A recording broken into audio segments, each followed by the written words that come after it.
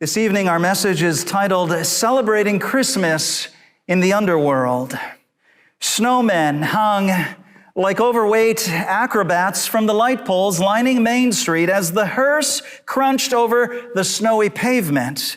Jingle bells, sirens yell, tears cascade like rain. All they wanted for Christmas was him back before he left his friend's house, before the curve of the bridge, before he fell asleep at the wheel. That year, their tree would be tinseled with the shards of a family's heart. That year, they'd celebrate Christmas in the underworld. It's the most wonderful time of the year, but it's not. Not for some, not for many. Not for the divorced man who washes down antidepressants with eggnog as he thinks of the children who are with the ex and her new boyfriend this year. Not for the single mom working 2 jobs who had to choose between paying the electric bill and buying her kindergartner what his heart was set on. Not for the cancer patient who can't force down even half the plate of dry ham and runny cranberry sauce from the hospital kitchen. They celebrate Christmas in the underworld, in the underjoy, on the dark underside of a life that so often feels ugly, dirty, and mean. In other words, they celebrate a Christmas like Mary and Joseph did. In the underworld of a blackened barn, a writhing teenager, a teenage girl, she pushed God out of her womb onto straw where donkeys had lifted their tails and pooped, far from home, because a power-hungry politician forced them into this cold and mad journey. Welcome to the world you made, God, and that we unmade. Do you hear what I hear? The rip of cloths to wrap around your body, the footfalls of demons skulking in the darkness outside, bidding their time for the attacks to come. Into what kind of world were you born, God? A world where bruised children whimpered behind bedroom doors. Broken men groaned over fresh graveyard and dirt. Babies wailed as they clawed at milkless breasts. Wounded soldiers howled into the darkness. Women of the night brazenly hawked their wares. Fish smashed into broken faces in drunken brawls. Weazened men final unintelligible words, and the blackened teeth of the homeless chattered. Merry Christmas, Jesus. Welcome to the world of the underworld. Are you still glad you came? That you left your Father's side? That you drove and dove into a creation gone so wrong? I tell you the truth, hard as it is to believe, our Jesus, he is glad.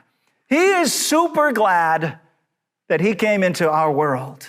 He's glad to come into our world, a world that needs him. To us who need him, to us who whisper joy to the world through tears, to us who cling like castaways to any scrap of hope still floating in our shipwrecked lives. We say, I can't go on. And Jesus says, I will go on for you. We say, but I don't think I can even believe that. And Jesus says, even when you are faithless, I will be faithful for you. I will be by your side. We say, but what's the point? My life is over. Jesus says, I am your life. I am your life. And I am never over. We say, but look at what I've done. I'm dirty.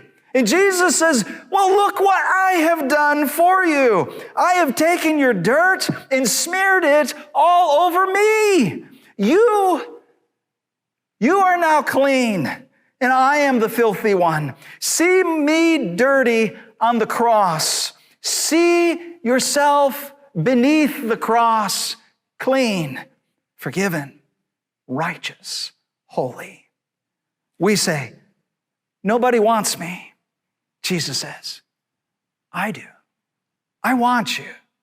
Desperately, lovingly, crazily, I want you. That's the Christmas gift for you. It's Jesus. He wants you. He does. No one twisted Jesus' arm to make him enter Mary's womb. No one tricked him into being born into a world strung out on the meth of sin. He came into our world, into our lives with his eyes wide open. He knew. He read everything in the footnotes. He knew what he was getting into when he was born, lived, and died for you and for me. And his heart too, he gave everything for you. A wide open heart, big enough, how do we sing it? To hold the whole world in his hands. He's born in the world of the underworld to bring all of us into the kingdom of his Father, to show us that there's always hope because there's always him. That's our hope. That's our joy. That's why we sing joy to the world, because there is Jesus. The God who made himself ugly to remove our dirt and to make us beautiful. The God laid in a manger, lifted up on a cross, and exploding from the tomb where they buried him to usher in a kingdom where there truly is joy to the world, where angels sing Gloria, and where we who have tasted the blackness of this underworld might drink the light of heaven in the presence of God. Thanks be to God. This is what Christmas reminds us of. This is the symbol. All of these decorations, you and me, we have become the symbols of God's love in the world. There is always hope. Why? Because there is always him. Thanks be to God on this Christmas for the baby Jesus, born anew in each of us. Amen? Amen. Amen.